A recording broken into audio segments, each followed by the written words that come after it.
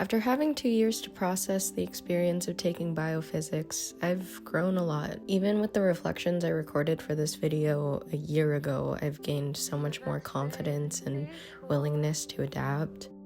I've put off making this video because getting done with this class was such a big milestone for me, and I didn't want to screw up my retelling of this term, but isn't that the point of retelling it? To capture it in its imperfections and show how much I've grown.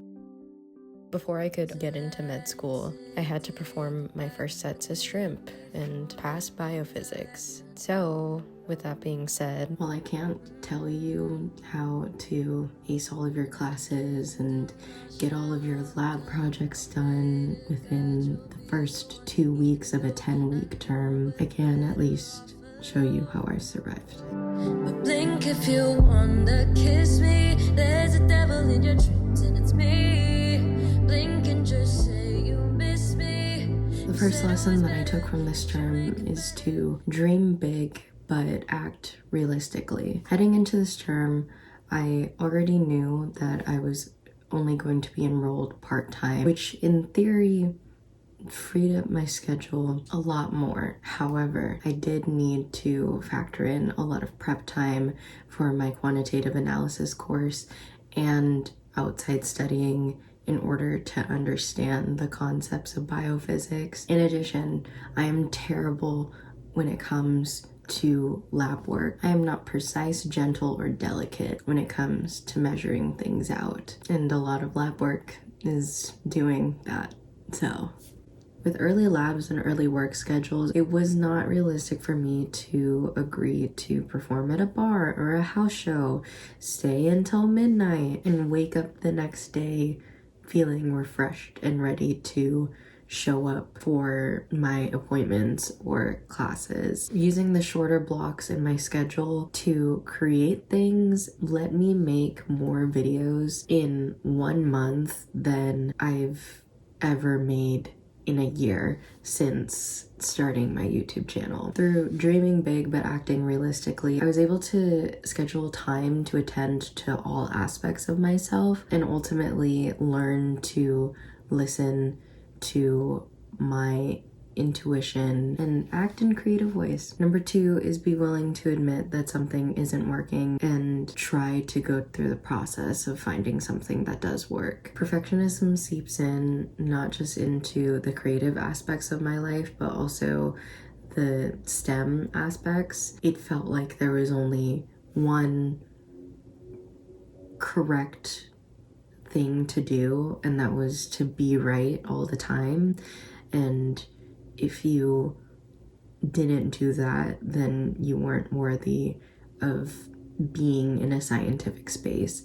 And that is not true at all, because if you talk to any scientist who genuinely enjoys their work, no one knows anything. No one knows anything. And the moment that I realized that so much of scientific exploration was just I'm gonna try something. It didn't work. I'm gonna try something else. And being okay with that process. 3 plays into 2 a lot, with being willing to be wrong and ask others instead of just never doing anything unless it's right. I had this mentality throughout the first 5 weeks. I just kind of sat by myself in the library, blasted my music, and repeatedly wrote down stuff until I just kind of engraved it in my brain. The process of being alone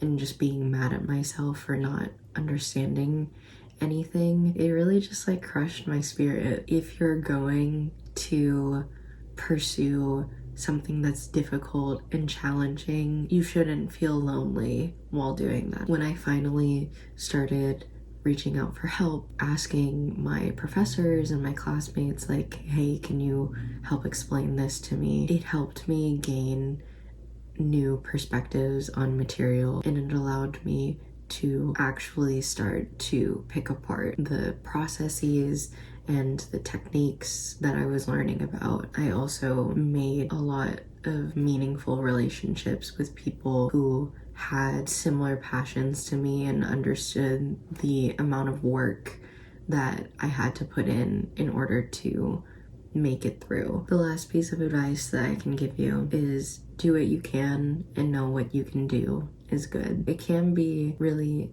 hurtful and unmotivating to have all these thoughts about how much you're going to be able to do, and a lot of them not coming to fruition. Those things can still happen, but it's okay if they happen on a different timeline than you think that they will. Really, all you can do is do what you can and know that that is good. I didn't become a household name overnight, and I didn't have a whole term free to just do whatever I want. And I am not a master biophysicist. I am someone who put myself out there and shared my art with people, and I am someone who did what they could. If past me didn't do all the things that they did, I wouldn't be in the position that I am right now, getting ready to pursue the career that I've been thinking about forever. All of the things that past me learned during biophysics are things I'm gonna carry with me for the rest of my life. I needed a reminder of all the ways that they helped me be who I am today. Regardless of whether or not you are pre-med or an artist or whatever your heart desires, I hope that you found some good tidbits. If you would like to keep following along with my journey, you can follow my TikTok or my Instagram. If you would like to see more content from me on this platform, you can like, comment, and subscribe. Thank you so much for watching. I hope this gave you a little bit of hope, and I will see you next time.